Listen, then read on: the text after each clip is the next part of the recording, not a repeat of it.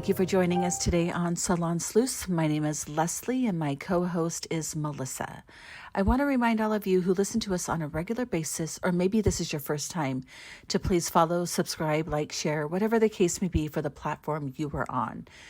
Now, we do post these episodes on YouTube with video for those of you who'd rather watch. We enjoy making these shows, but unless you interact with us, we're not sure if you do. So please jump on your social media and let us know.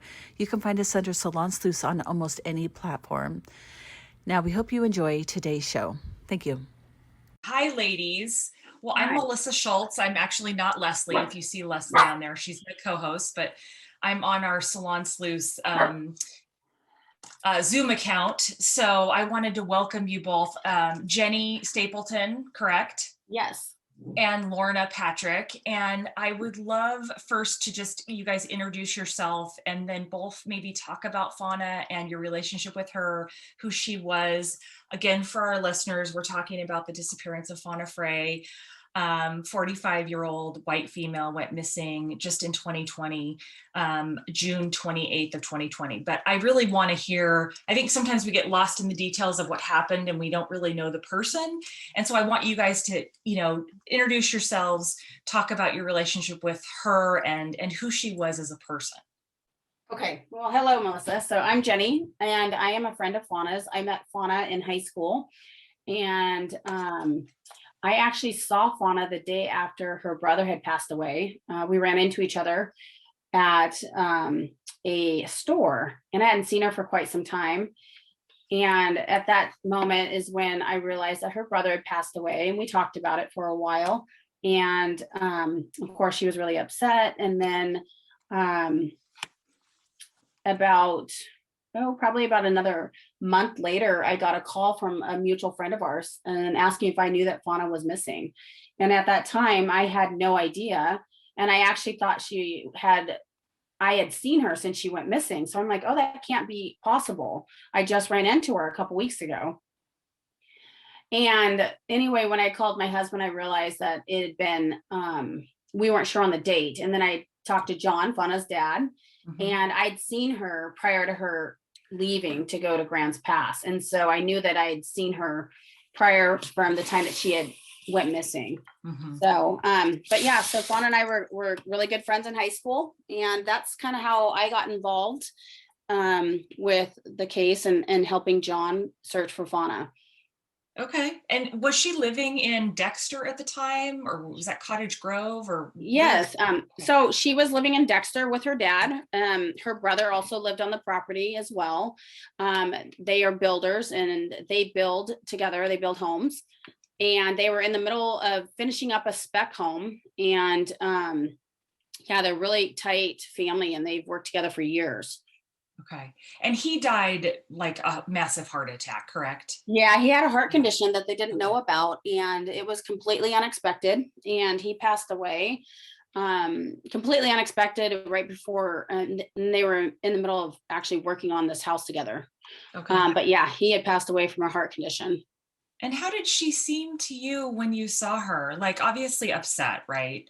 Yeah, I mean, she didn't want to talk about it, but I'd asked how her brother was. And so she just started crying.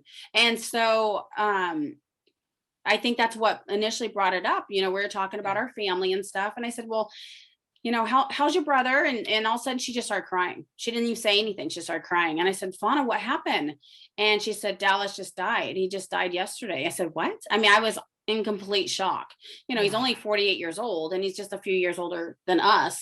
And so I just couldn't believe that he was so young and he had passed away. And so we sat and talked for a while right in the middle of the aisle at the store. And, just like anybody, she's in shock. She's upset. She was crying. I was crying. Like, it was just one of those, really moments that you're heartbreaking moment. Yeah, there's nothing I can say to her that's going to make her feel better either. Absolutely. Yeah, it was shocking, for sure, because like I said, he was so young, and I think I could tell by Fauna's reaction too. She was just in shock and just couldn't believe that her brother had passed away. They were pretty close siblings. So okay. And how about you, Lorna? My name's Lorna, and I met Fauna when she was younger. She is good friends with my nieces. And being the auntie, I got to know her that way. They used to come to my house and I was at my sister's a lot. And this was back when she was in high school. So, Okay. and then I got involved because my niece Mickey is involved and asked me to help. And I reached out to John, and that was probably late July, Okay. and have been helping ever since. Yeah, and the frustrating part for people who want to help is you don't really know what to do and how to help. And I just want to, thank you guys for continuing to try to keep this in the media and in the hearts and minds of everyone, because I think that I'm frustrated that she hasn't been found already. I'm frustrated by a few facts and details that I'm going to ask you guys about the police investigation.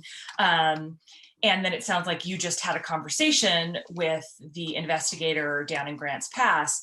But before we maybe get to that, maybe we should talk about the timeline that we do know of the days before she went missing. Do you want to do that? Yeah, I can do that. Okay. So we know within the 10 days prior to her missing, when her brother had passed away, her dad and her did a lot of hiking, and that's what they do a lot. They do, some short hikes and stuff. And she decided to go down to Grants Pass to deliver the news about her brother's passing and to take something of her brother's to some friends. And so that night she had left. And then she had went, we know that, it's on the timeline. It's on our hashtag find Fauna Frey Facebook page. She had went to Cresswell. We know that she had put $20 of gas in her car that day on June 28th. We know that at 11:50, she would have picked up some chicken strips. We don't know what store she bought them at. But I was assuming it was Wolf Creek. I do know that someone, Sean, who she went to go visit, said that Wolf Creek, their machine was down, or heat lamps or something for the chicken strips. So he said that she couldn't have purchased them there. However, I don't know where else she could have purchased them because they were so hot that the dog couldn't eat them right away. So it had to have been somewhere near his home, and he lives in Wolf Creek. Okay, and so let's pause there. Was that on the 27th or the 26th? That was on the 28th. Oh, that was actually on the 28th. Okay. Yeah. So, but she left her dad on the 27th? She did, yes. Okay. And I guess one of the questions that I had immediately was, from Dexter to Grants Pass, you don't need to spend the night, but she stayed in her car that night, correct? Yeah, she stayed in her car. Okay. She was upset, and Okay. she had stayed in her car. We don't know where she stayed in her car, but we do know that she stayed in her car because when she had contacted her dad the next day, she had told her dad, Okay. that she had slept in her car. So that's the Okay. only reason we know that she had slept in the car. And we know that she went in at 10:08 to get gas at Cresswell 76 station. So she had to stay somewhere between Dexter and Cresswell. And that on the 10:08, that's AM, correct? Correct. 10:08 a.m. Right. Yes. Don't we know that she stayed at a hotel, like a Motel 6 or a Motel 8? It was a Super 8, and it wasn't Super until the 28th. She stayed at Super 8 that night. Okay.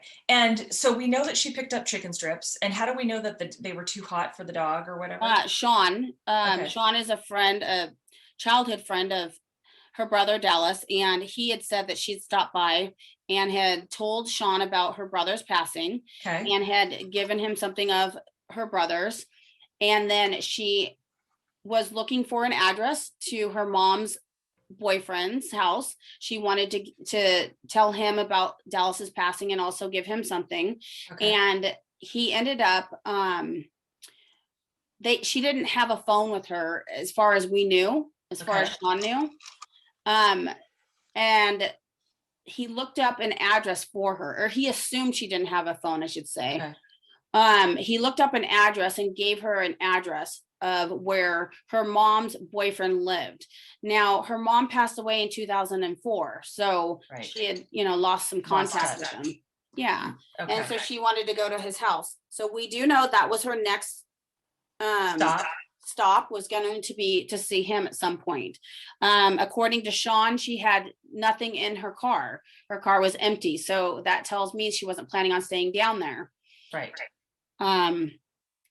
We know that she was only there for about 30 minutes with Sean, and basically had told him, they looked up an address and she went on her way.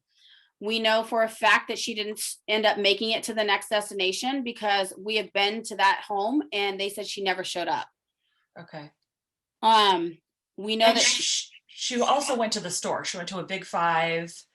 yes, so she went to Big Five the next day. Okay. We know that she went to Fred Meyer's that night. Okay, so she actually was gonna go from Sean's on the 28th. Yes. And then she was gonna go to the mom's boyfriend, but she didn't actually make it. But we do know that she stayed at the Super 8 that night on the 28th. Yes, and we know that she was down at Cave Junction because she got gas at 7:04 p.m. in Cave Junction at the Chevron. And then she On the checked 28th. the 28th, yeah. And Okay. she checked into Super 8 hotel at 7:45. And if you map it, she had enough time to get gas and go straight to the hotel to check in. And then after that is when she called her dad, when she got to her room. Right. And the whole hitchhiker thing that we may talk about a little bit more, that happened on the 28th as well? Correct. Okay. And was she used to picking up hitchhikers? Is this something she typically did? No, she would never picked up a hitchhiker. Okay, but it was a woman. It was a lady. Okay. And her first name was Desiree. Okay. She told her father, and that's how we know who it is, Okay. that she had picked her up. She explained to her that she kind of felt like she was an angel to Desiree, was helping her out, Okay. gave her a ride. And she told her dad it was like somebody that she frequent a store up here, and there was a gal that works up here that Fauna thinks the world of. And Fauna says it doesn't matter, what kind of day she's having. When she sees this lady at the store up here in Dexter, she's always so kind, and she just always makes her feel, she always makes her Good feel about really herself. good. Yeah. So she kind of compared that to how she made Desiree feel that day, that, like she was, made her feel that, really good. She gave her a ride and she had dropped her off. According to Desiree, she said she gave her $5. We don't know if that's true. That's according to the hitchhiker. That Fauna gave her $5. Yes, that's correct. Okay. But we again, it's really hard to know for sure. Yeah. This hitchhiker isn't completely all there, so Okay. we are not sure if that's 100% true. Okay. Okay. And this hitchhiker, what made her, do we even have a clue? Did the hitchhiker say what made her pick her up? Was she like asking people for rides, or if she wouldn't have just picked up somebody off the road, was she like, approached her somewhere and said, we weren't there, Okay. Melissa, but I'm assuming she was hitchhiking. Maybe, she had Okay. was hitchhiking, and Fauna pulled over and asked her if she need, what does she need? Maybe she needed a ride. I really don't have any idea. She didn't tell her dad as to, other than she needed a ride, and she gave her a ride and dropped her off. So we know where she picked her up and we know where she dropped her off. The reason I kind of ask is because on your Facebook page that you guys have set up, which is great to get the word out, a lot of people get stuck on the hitchhiker, which I'm not really sure why, because she was seen after the hitchhiker. The hitchhiker was on the 28th.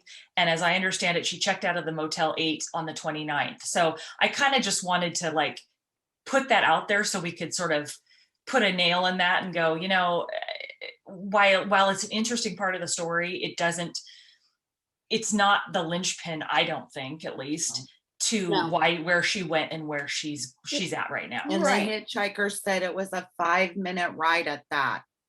Okay.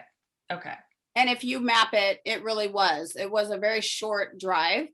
I think why people are so concerned about the hitchhikers because it's not like Fauna to pick up a hitchhiker. And she was seen in Rogue River the next day. The And- hitchhiker was? No, Fauna Okay. was. She went to Fauna the was, okay. bank, and that's kind of far away from the hotel. So, people are questioning why she was at the bank taking out some cash. So I think people are coming up with their own assumptions, is that maybe she was meeting back up with her. We have no Right. proof of that. And I think that's why people are getting confused. Everybody wants to help. Right. And, And at first you hear hitchhiker and you don't think a woman. So that's the other Sure. thing about that, is that, when I first heard hitchhiker, I'm like, what are you talking about? What hitchhiker? And then she dropped her off. I don't, correct me if I'm wrong, at a fish hatchery. And so I'm like, well, that's weird. And she got a 2-day pass, you start reading all this stuff and then you have to just make sense of it all. And absolutely. yeah. And so that's why I kind of agree with you. I just don't think there's anything to the story of the hitchhiker.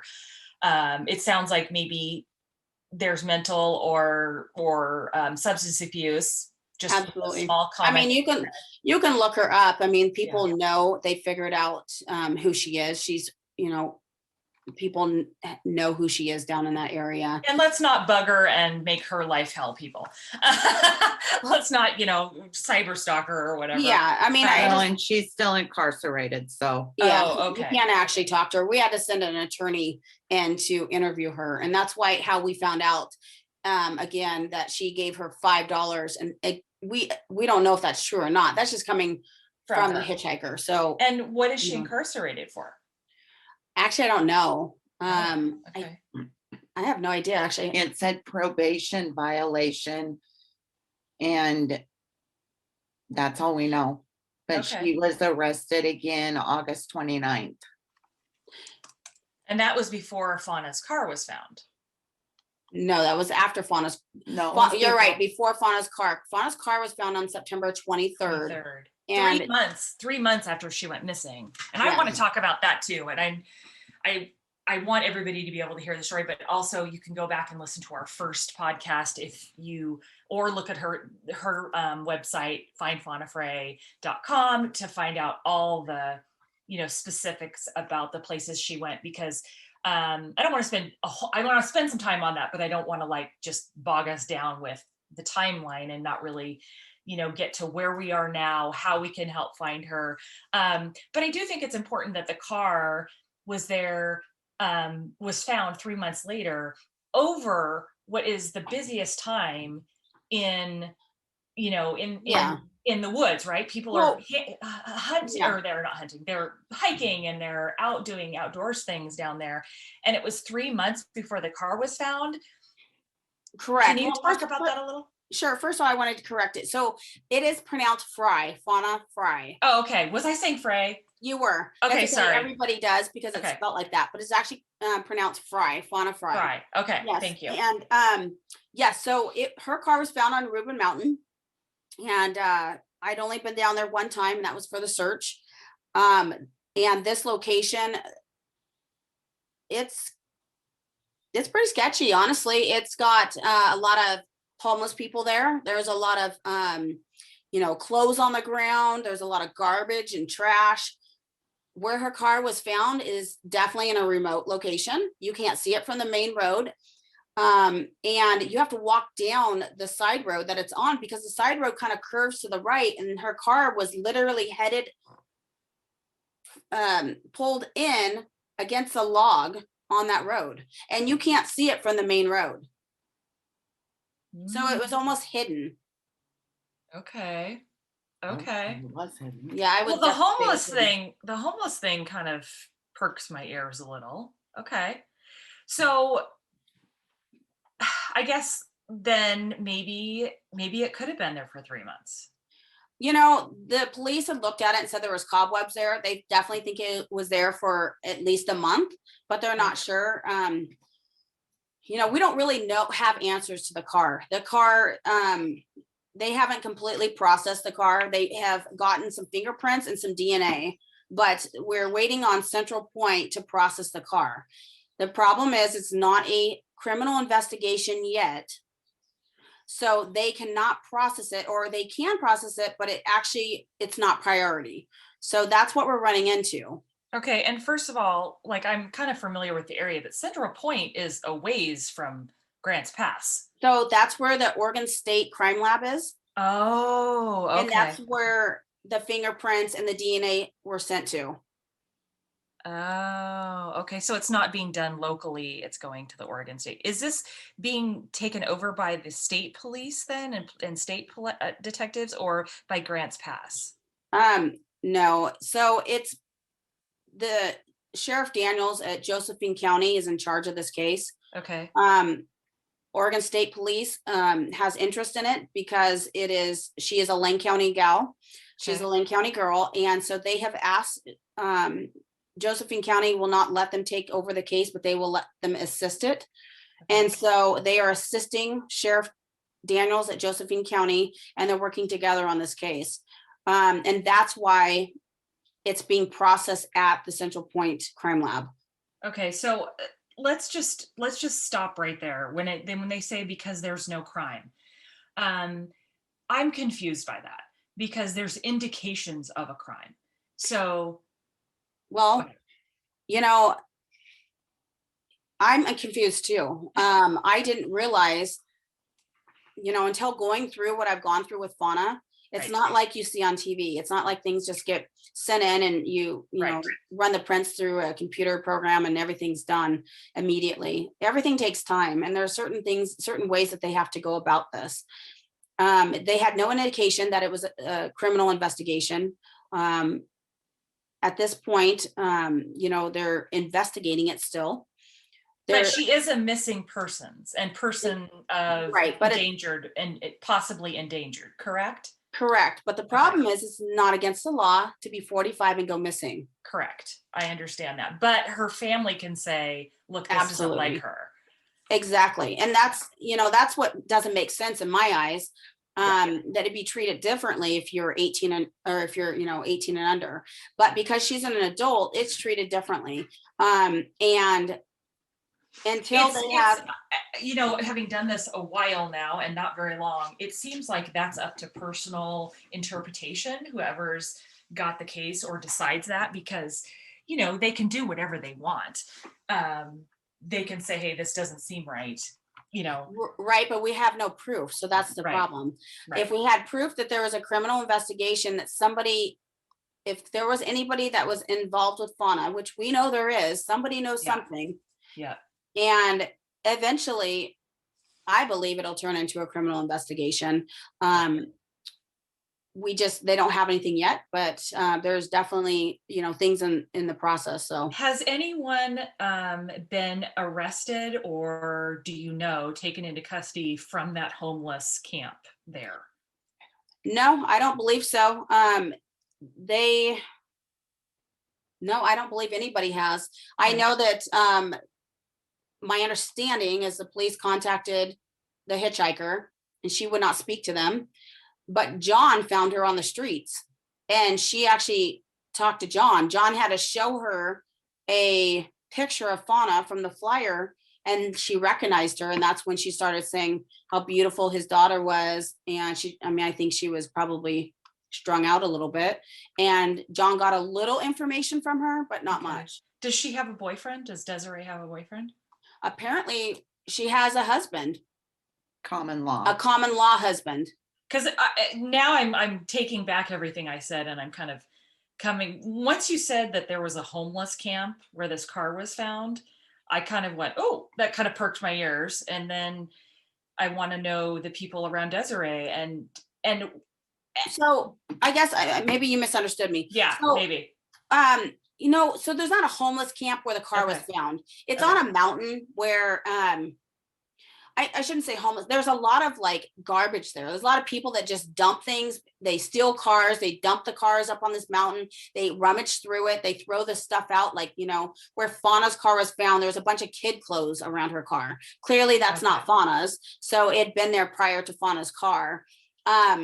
So it's not like people are living there. No, I think it's somewhere that people dump things they don't want anymore. Yeah. Okay. And maybe camp. and Oh, leave their mess. I don't think it's like a homeless camp. It's a Right. mining community. It's a mining community. There's lots of miners in that area, and that's another issue. is they're very private. They're very private. You have to get permission to go on their property. We can search. We've searched. The search and rescue has searched, but they've only been able to search around mining areas. And, you know, if we got the chance or the opportunity to search some of their properties, that would be amazing. But we've only searched around their properties. I don't believe they've searched any mines. Now, they have checked mines, because in that area, they've checked, I believe, 5 miles of mines, of ones that are on the map. They're called venting holes, and they're anywhere from like 6 to like 18 feet across. They're huge. And when I was up there with the search and rescue, it took 7 seconds to hear a rock drop at the bottom of that mine shaft, that venting hole. So, and you can't really see them. They're kind of, I mean, it's scary. I mean, she could have came across the mine and not seen it and stepped right down in it, but. Okay, so let's talk about that, because that brings up the whole Big Five purchases. And can you tell me in the timeline, refresh my memory or make sure it's clear? Okay. She stopped at a ATM. Correct. And she did that on which day? So June 29th, the next day, after staying at Super 8, we knew that she was going to go stay in another hotel. She didn't like staying in hotels. She wanted to find something more like a cabin-like. Right. That she told her dad on the phone. So we know at 8:35 a.m. they have a video showing her leaving Super 8 in Grants Pass. She went to Rogue River to the Umpqua Bank and took out $200 of cash that day. Okay. And then there was a big open area from 9:44 to 12:40 that she went to Big Five and purchased some things for well, it's out there on the timeline on our website. And it's random stuff, like a couple little small LED. Well, there are very many. I mean, everyone's saying, oh, she looks like she was going camping. These flashlights are mini flashlights. And the lantern was a lantern, wasn't it, on the keychain, Lorna? Keychain lantern. Yeah. Yeah. It was a lantern for her keychain. It was not a big lantern you would take. And like a sports bra, new leggings. Was it a tennis shoes too? A pair of shoes. Yep. Yeah. Yeah. They said, like I said, she went down there with no clothes, nothing, no bag or anything. So it makes sense that she'd have to go purchase, some clothes if she was going to stay down there another day. Right. And I guess that to me speaks more to the fact that she was not planning on doing something to herself. No. She bought, I actually pulled up my list. She stopped at Fred Meyer and she purchased socks, VO5 shampoo, Pantene conditioner, 2 Burt's Bees chapstick, a deli sandwich, a bag of potato chips, activewear, clothing, 2 cans of Foster, which I think is beer. Mm-hmm. And so this, and at Big Five, she had purchased the lantern, 3 little flashlight, capris, tennis shoes, and a sports bra. So this was not a girl who, was going to do some big time camping. And it wasn't somebody who was, on her last moments of her life to buy those things. That doesn't line up to me. Right? Am I right? Okay. Yeah, you're completely correct. Okay. And when I kind of mapped it out, when she went to the new motel, or she called, I should say, she called the new motel that she was going to go to, which I can't recall the name. I'd have to look back at my notes. Ask you in. Yeah. Yes.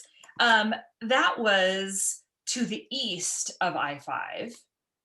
And where her car was found was way out in the boonies to the west, like probably 40 minutes. Right. We don't know for sure if she drove her car up there. Yes, that's what I'm saying. I mean, honestly, where that car was parked, I would probably say she wasn't going. I don't know. I go back and forth, to be honest with you. She would have taken her car up there, because where her car was parked where you couldn't actually see it. So I don't think she would park up there, because where her car was found, there was like, garbage around it and stuff like that. If I pulled up in an area like that, I probably wouldn't have parked my car there. Right. And I don't think Fauna would too, but you got to remember, Fauna's mourning the loss of her brother, who she's lost her mom, her sister, and her brother. She is just devastated. I mean, she could have been having a nervous breakdown. It's very, very possible. Yes. And let's talk about that a little bit, because I think she wouldn't have intentionally, and maybe I'm wrong, but I don't think she would have intentionally done that to her father No, and been one more heartbreak for him. no. I don't think think so. she was heartbroken for sure and distraught, I'm sure. But I don't think she would have intentionally done that to her father, No, she wouldn't. leaving him alone. I cannot fathom that, being close to him, that she would have done that. So I agree. And there was no hiking. I didn't find like, oh, it's a big trailhead to go hike some cool hike, right? Because I could see her hiking. No, it's just a big gravel road going up the mountain. Okay. If she wanted to hike, I think she would have parked down at the Graves Creek boat landing, mhm. and there's trails there. Right. In fact, when we were there with search and rescue, we saw a couple of people, and they actually go on the side of the mountain. They weren't Mhm. going up the road where her car was found. They go up on a little side of the mountain. There's a little hiking trail. And you can park down at the bottom. That's where people were doing there. In fact, we had to move the search and rescue. We moved to a different location because it's quite popular to park down there. Okay. So I'm just going to there's just a couple more questions that I want to make sure that I address with you guys. If you don't mind, Sure. I'll just kind of pepper you and we'll see where it goes. You kind of sift through this stuff and people get things out of context. And that's really why it's important for you guys to be on to sort of clarify these things. I heard boyfriend, but then the boyfriend's mother. And so did she also have an ex-boyfriend in town in Grand? No. Okay. So her mom was had a longtime boyfriend Okay. that she lived with, and she was going to see the mom has passed away in 2004. She was going to see her mom's boyfriend to give him something of Dallas's, the brothers, and that was her mom's boyfriend. Fauna did not have a boyfriend. Okay. And she didn't have an ex-boyfriend in Grants Pass or anything that she would No. Okay. No. Did she did spend time in Grants Pass? Did she live in Grants Pass, or was that just when she was like visiting her mom? Yeah, so she lived there until she was a sophomore in high school. Okay. And then she moved up here. And then at a later date, what years did she live down there? I was trying to find out. Yeah, I don't recall. She did have a house down there. Okay. She did live down there for a little while as an adult, but honestly, I'm not sure the years. I'd have to look that up. Okay. So the other thing that is brought up about her possibly having her brother's phone on her, Yes. and not being able to get those records. And I guess as someone who just, is a voyeur into a lot of researching these cases, I don't understand that, because he's dead. There's no more privacy issues on that. I don't understand why those can't be requested by dad and be given over by the phone company, because there's no privacy issues anymore. Well, that's a great question. And that's something that Lorna and I have asked all along. But here's the thing. There's a lot of rules when it's not a criminal investigation. They cannot get a subpoena to get records. So what has happened is we know that Fauna at one point had her brother's phone. She couldn't, we believe that is the phone that she called from, because we know for 100% that she did not call from the hotel. Motel 8. Yeah, the hotel phone, because we talked to the hotel. The hotel said there was no long distance calls, which it would be long distance, from her room. So we know that she had to call from a phone. We believe it was Dallas's, because we have her 2 cell phones. She had 2 phones, an older one and one that she had currently that she didn't have on her. So we're pretty certain that she had her brother's phone. They cannot ping it because it's not a criminal investigation. They can't get records because they can't get a subpoena to get records because it's not a criminal investigation. Can't dad just say, okay, my son died. I'm taking care of all of his stuff. It makes sense, right? I need you to give me this information. We have tried and tried and tried, and we have begged to get his records. Even John cannot even get his own records. So we are trying to get from CenturyLink the call log of incoming calls. Yeah. And we can't even get John's call log of incoming calls from CenturyLink Why? out of court order. What? Yeah, I mean, and if they would do that, we could see what number Fauna called that night on, and we could ping that phone. We would, then I believe the cops could ping it, but we cannot. We have tried and tried. It makes no sense to me because John is asking for his own records. They will not release them. That makes no sense to me. If any of our listeners understand why that is, please help us or figure out how we can work around that, because that doesn't make any sense. I mean, I thought they're his records, he should be able to, and because it's his son and he's taking care of his estate or whatever, he should be able to get his records too. Like, I don't get that. I don't either. You know, we put it out there on social media, see if somebody else can help us. And it doesn't seem, I mean, we haven't been able to get the records. John has hired an attorney. The attorney even said it's like almost impossible to get records unless, and it's, do you remember what there was a law out there protecting, do you remember? I can't remember what it's called. I can't either. I mean, I get into my a wall in so many different avenue. areas of this case, you know. I mean, I get my bill every month and it's got my calls on it from my cell phone. But that's a cell phone. She called so the home phone. Where's brother's cell phone statement? I don't know. It's a Actually, track phone. And so they're Oh, you did say that, and I did hear that she had a track phone too. Didn't Yeah. she? yeah, yep. Oh, Yep. yeah. Okay. and the only reason she may have used that phone and made one phone call, but we went on and kept adding minutes to that phone number yeah. of Dallas's, and it never changed ever. So she clearly has not used it since. If she has it, you know. And what was the state of her? Can anybody speak to the state of her mental health? I mean, obviously her dad was distraught as well. They were both distraught, having had this only happen 10 days earlier.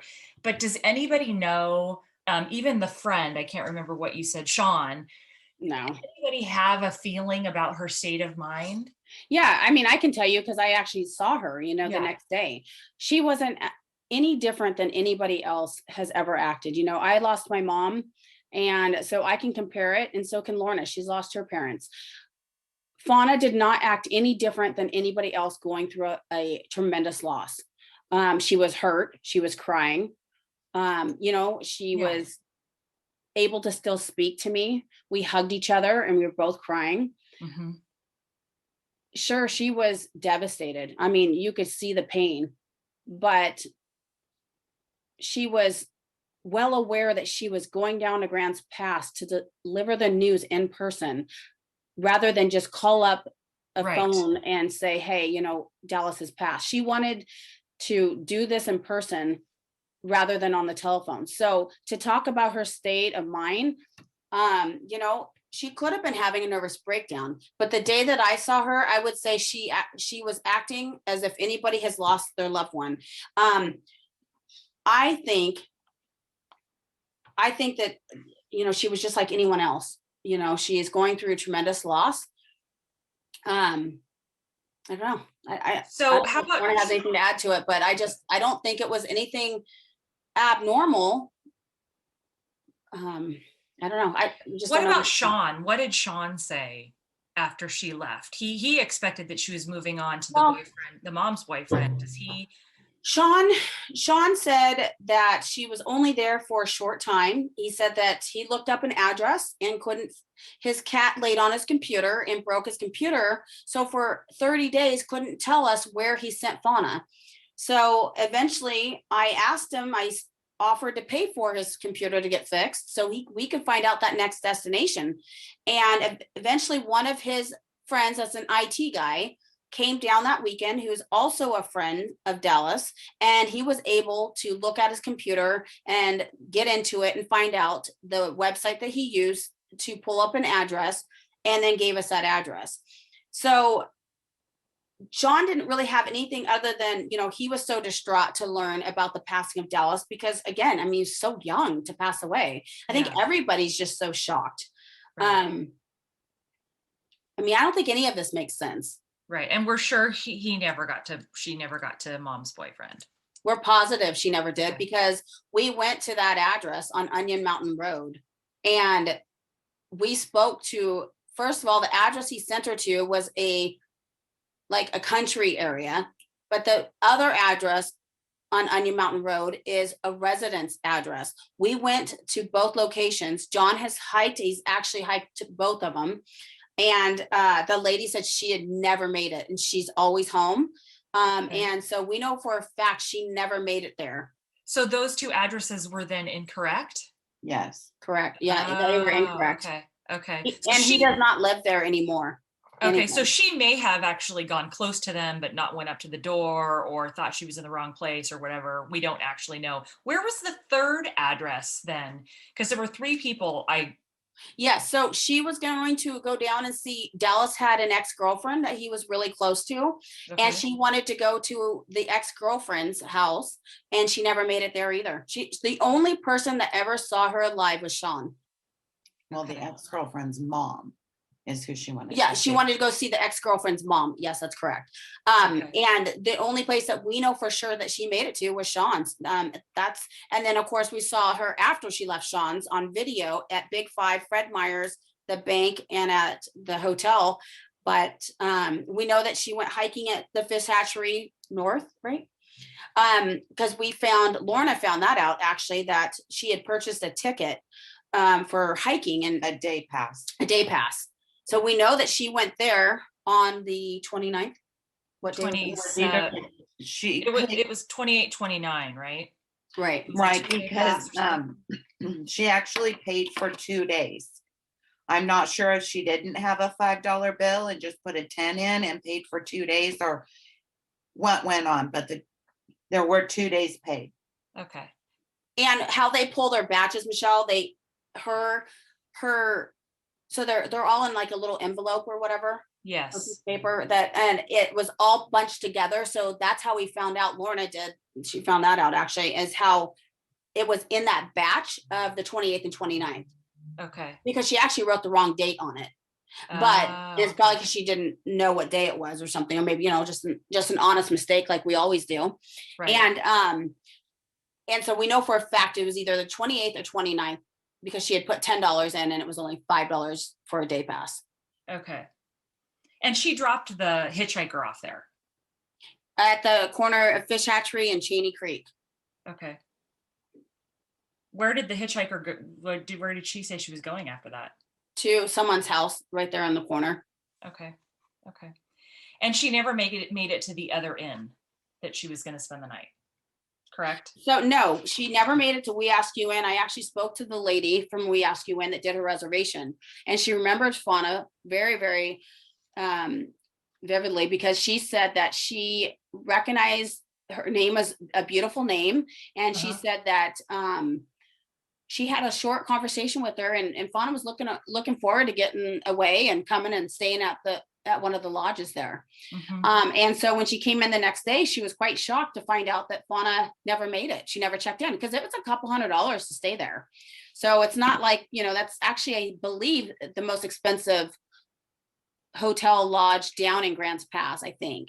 And so, yeah, she never made it. And the lady was quite surprised when she came in the next day and said that she never showed up, never checked in.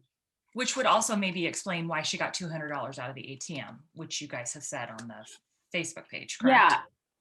Yeah, I don't know why she got $200 out of the ATM. I think, that's why people go back to the hitchhiker thinking maybe she got the $200 out for the hitchhiker. Yeah. But I can tell you, we don't know that because the hitchhiker got picked up on the 29th, I believe, right? Was it the same day? 28th or 29th? What? When the Desiree got picked up. She didn't have cash on her. 6/29. Yeah, June 29th, Desiree got picked up and she did not have $200 cash on her. So if Fauna was going to take money to her, she didn't have it on her. And I can tell, another question we've got asked too, Melissa, is maybe she bought those clothes for Desiree, the hitchhiker, but those clothes were Fauna's size, and Desiree's quite a bit thinner than Fauna, even though Fauna's Fauna's pretty petite herself, but they were Fauna's size. So, and it's type of clothing that Fauna would wear. So again, I think she purchased those clothes for herself. But I don't know, maybe she wanted just to have some cash on her. Yeah, but I walk-in don't know cash. why she picked up $200. Did she have credit cards? Did she use credit cards? She has a debit card, and that's how we're able to see these purchases. And she also there's no activity since June 29th on her credit card or debit card. So one other thing that confused me online on the Facebook page was that people started talking about snow where her car was. And it seems to me, living in Oregon, that in Grants Pass in June, late June to July, there wouldn't be snow on the ground. There was no snow. Okay. No snow. Okay. In fact, Lorna looked it up. What was the weather back then? It was 69 degrees was the high on the 28th of June. Okay. It didn't reach 100 in Grants Pass until mid-July. Okay. Yeah, because it definitely gets a little warmer down there. Right. But because, we were wondering in the clothes that she's wearing, we see her on the video at the bank and she's wearing leggings, which makes sense. It was, a little cooler in the 60s, high 60s.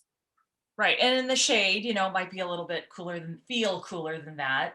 Sure. But it's actually a nice temperature to have a nice thin sweatshirt jacket or whatever, like hoodie, whatever, not hoodie, but you know what I mean? Like a little sportswear jacket and free leggings. I mean, and the stuff that she bought sounds like her. And, my thought, even like if she was going to buy this, let's just hypothesize, she was going to buy somebody else shampoo and conditioner and, a few things, you wouldn't buy them two different brands. You'd probably buy them the same brand.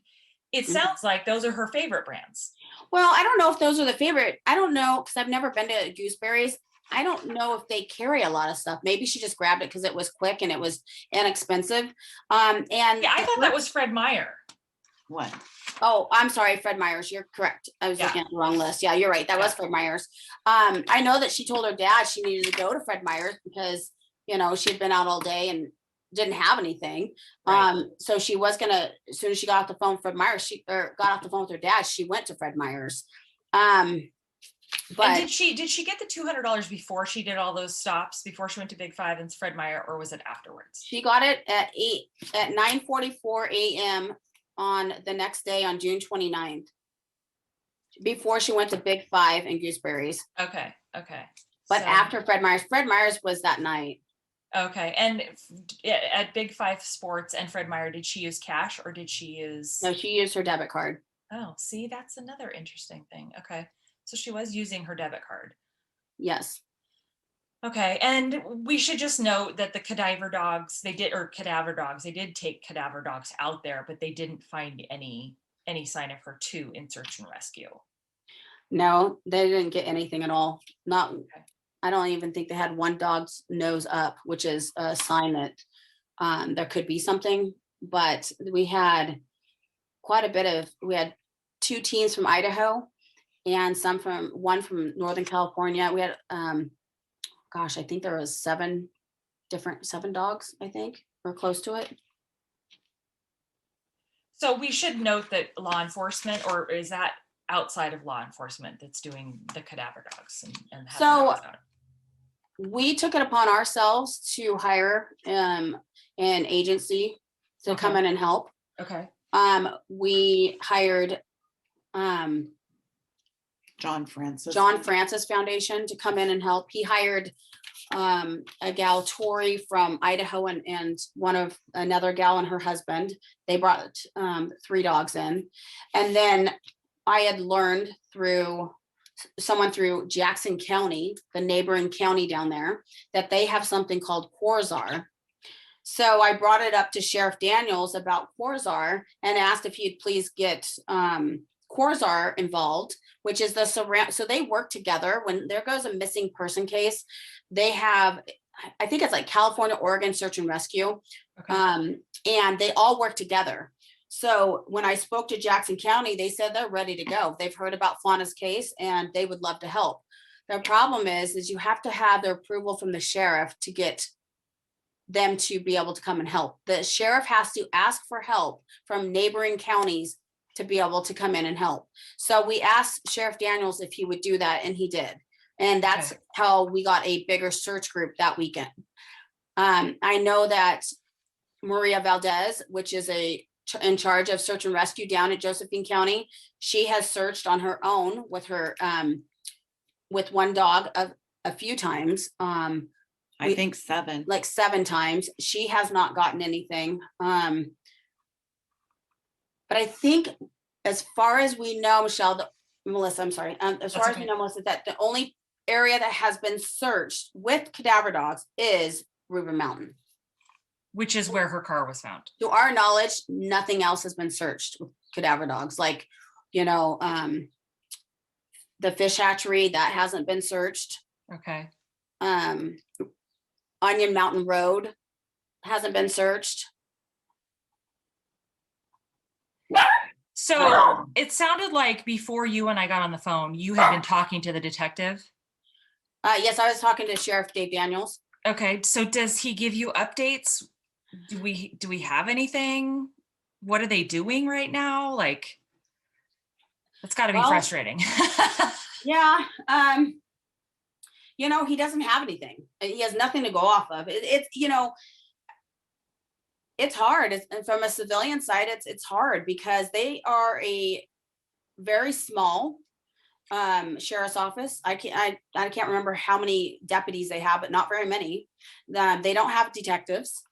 And so there's not a lot, that they can do. We do have the help and assistance from OSP, Oregon State Patrol, but I just wish we had more help, honestly. Right. So at this point, he gives us updates. Yes, he does give us updates. I generally work more with Oregon State Police. okay. Dave is overworked. He has a ton of missing people in that area. I believe there's 6 or 7 missing women in that same vicinity. That's what I wanted to talk to you about, is that on the Facebook group, somebody comments about how many women are missing from that area, and that one had actually gone missing almost exactly to the day, one day apart, a year earlier. So can you speak to that? And how about Sheriff Daniels? Does he talk about that at all? I mean, is he concerned about some sort of a serial case? Not that I'm aware of. I have brought it up to his attention. One of those ladies have been found.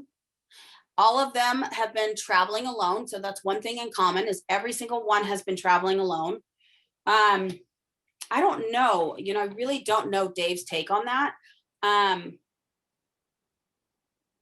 not sure, but it's very concerning to me that this many people have gone missing in that area, and they're very similar as far as, all traveling alone. But one thing that sets Fauna aside from all of them, but one of them is kind of similar to Fauna's case, is, Fauna wasn't, she's not a homeless person. She's not a transient. She's not a runaway. She generally doesn't hang out. It's not, she just literally went down there and has vanished without a trace. Right. So the other one that is similar to Fauna, do you have her name, and what is similar? Was she also not? Well, I just mean that she was traveling. Well, they're all traveling alone, but I don't. She wasn't homeless. I think there are a couple. I don't have the paperwork in front of me. I had a PI did some research on it, and she sent me all these cases. So unfortunately, I can't really go off of it if I don't have it in front of me. Yeah, no, that's fine. I would be guessing if I was speaking about it. There is one gal, but I don't recall her name without looking at my notes. That was that the one that was almost just exactly a year before that? I don't remember, actually. I'm sorry. Yeah, I'd have to look back at my notes for my private investigator. Okay. And was it just in the area of Grants Pass? Was it in the area of? No, it's all Josephine County. Okay. Okay. Yeah, it's a big county, and if you are ever in that area and where you see where Fauna's car is on Reuben Mountain, I mean, you would understand it's pretty frightening, to be honest with you, Melissa. I mean, I went there with my husband during the search, and I was just glad to be with my husband during that search because Really? it's fright. There are some areas that's pretty scary. I wouldn't Okay. travel alone if I was a female on that mountain. Okay. Good to know. Good to know. Okay. Well, I recall a woman going missing in Josephine County, and I think she's still missing. She did have a bit of a drug problem and was kind of, struggling a little bit with her mental health. And I know that she's still missing in Josephine County, but I don't know if that's how close that is. So I was just wondering if it was kind of the same person. But I do think that Fauna's is different. Fauna had money, she had resources, she had a car, she had the ability to, get herself out of a pickle, right? Oh yeah, I She mean, wasn't reliant upon somebody else. No, she had a career. She built houses with her dad. I mean, Yeah.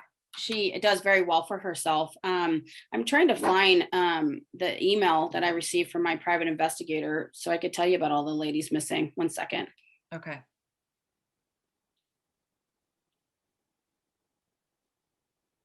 Hold on 1 second.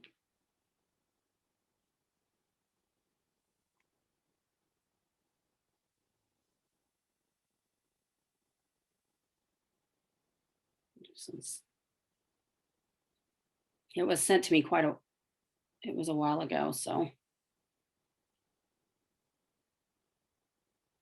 Let me see. Try one other place real quick.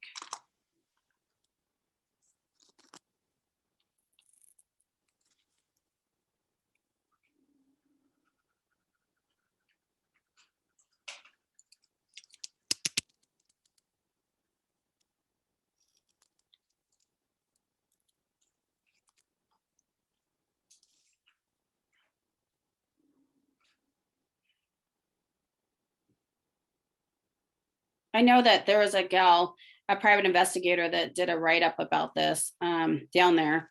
Okay. Yeah, I found it. Here it is. So there's Kimberly Miracle. She's 46, disappeared in 2017. Okay. Erica Hogg is 37. She was last seen in Selma. What year was that? Let's see. Last seen May of 2018. Okay.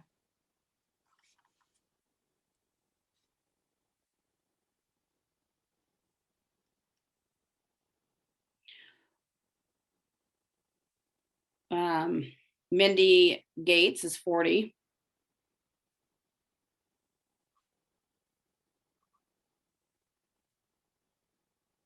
I'm just going, I think this has been updated from her, but I'm just kind of going Okay. from Yeah. an old email. What year was Mindy Gates? This is all within the last 2 years. Okay. Okay. Lisa Cronin is 43. Okay.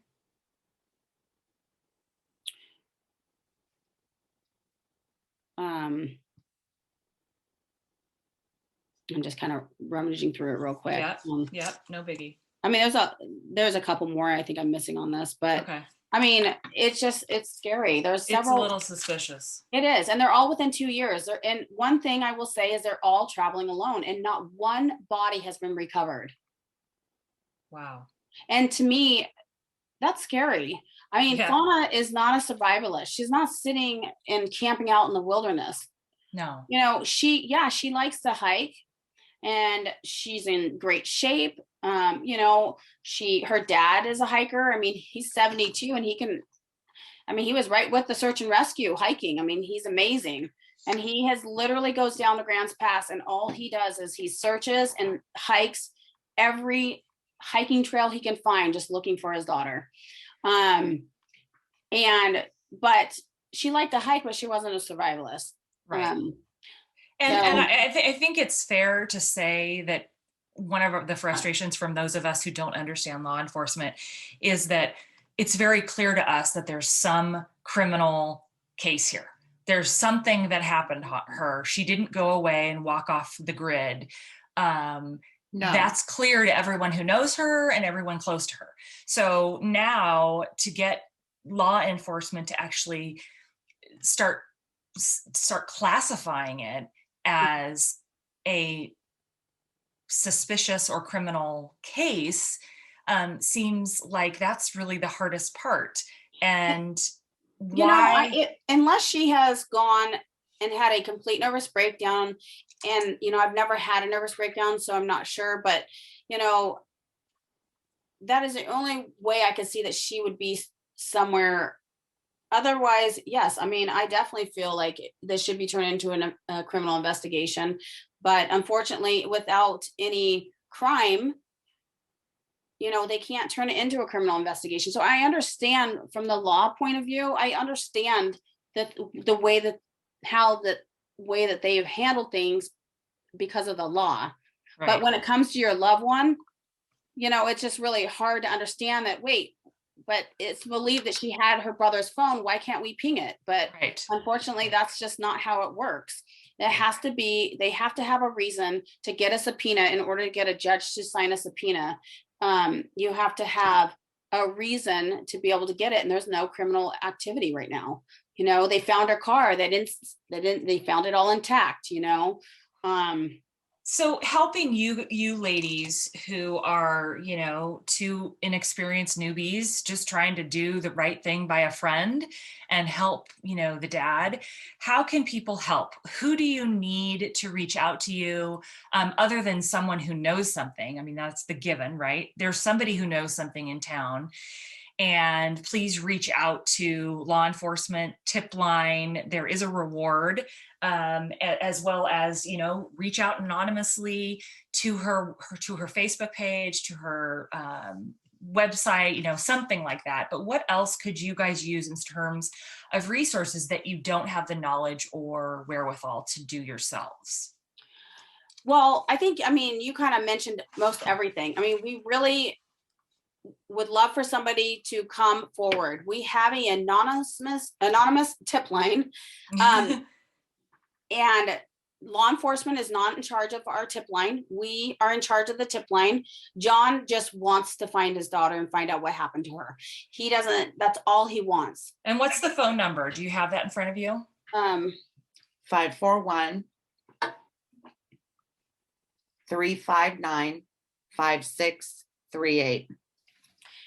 And Okay. John is willing to give a large reward to anyone that brings us to Fauna. And we also have a PO box if somebody wants to mail in the information that they have. Great. It's PO Box 70648, Springfield, Oregon 97475.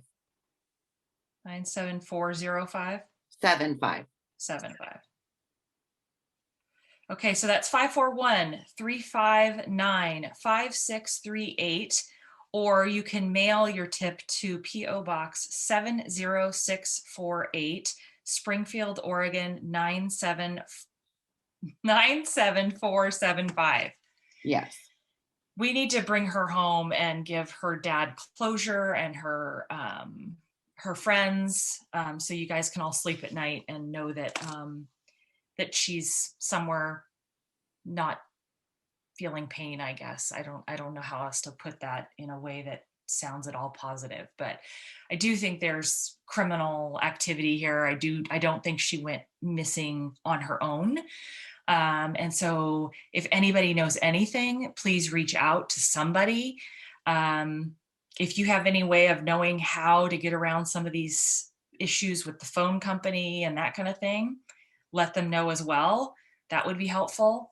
Ladies, I so appreciate you guys coming on with me today and sharing her story. And I hope that this can get a little bit of word out and get somebody to do the right thing. Do you have any last closing comments? Yeah, if anybody that is holding her without her will, please just let her go. Let her come home to her dad. Let her mourn her loss with her father the way it should be. Just let her be, let her go. And I mean, we all miss her. We really just want her home. And, you know, we pray that we find her alive. But even if we don't, we just need closure for John. So if anybody has any information, we just ask to please and pray that you come forward with some information. And if you want to be anonymous, we understand. He doesn't care. All he wants is closure to find out what happened to his daughter. So we can go on with our lives and John can go on with his lives. And we just really hope that somebody else understands his pain, that this is his last child and he's dying inside. He just really needs to bring his daughter home. Yeah. Lorna, anything from you? Jenny summed it up. Okay. All right. Well, ladies, I so appreciate it. I hope this creates some spin of something, and you know, being local, it you know, I know the areas, I've been in the areas. I've not been to the particular place where her car was found, but you know, I just feel that it's kind of one of us, you know, one of us Oregonians. So my heart breaks for you guys. And I think you're doing God's good work by helping John and the family to bring closure, and you're good friends. So I just wanted to say thank you. I'm sorry we're meeting under this circumstance, but I'm honored that you came on and decided to talk to us. Well, I want to thank you too for keeping her story alive and keeping her story out there and reaching other people as well. So that's one thing that we can continue to do so Fauna doesn't get forgotten, is we have to keep her story out there. The more that we keep her out there and the more exposure Fauna gets, the more pressure it will put on law enforcement to still help with our case, to get this car processed so we can maybe start getting some answers. So again, thank you so much for doing this for Fauna and for her family. We really appreciate you doing that. And if people could just continue to share her story, that would be a tremendous help. Because I said, you know, like I said, as many people that know about this story. Yes. Somebody knows something. There's somebody out there. For sure. Yeah. Yeah. Okay, ladies. Well, have a great rest of your day. I appreciate it. And, you know, let me know if anything comes up and you want to give us an update at any point. We'd love to have you back on. All right. Thanks so much. Have a good day. You're welcome. You too. Bye-bye. Bye-bye.